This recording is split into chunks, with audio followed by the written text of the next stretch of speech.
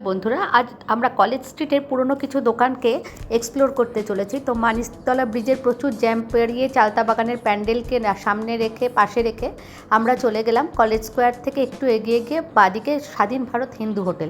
150 বছরের পুরনো এই হোটেলে একদম প্রাচীনকালের মতোই ব্যবস্থা, মাটির ভাঁড়ে জল দেয়, খাবার কলা পাতায়। এবং দেখো এই ছোট্ট জায়গাটা কিন্তু আতিথেয়তা খুব ভালো। আমরা অনেক রকম খাবার নিয়েছিলাম, চিতল মাছের বড়া ভাজা, মাছের ডিমের বড়া ভাজা, মাছের মাথার ডাল, ইলিশ মাছ এবং মাটন।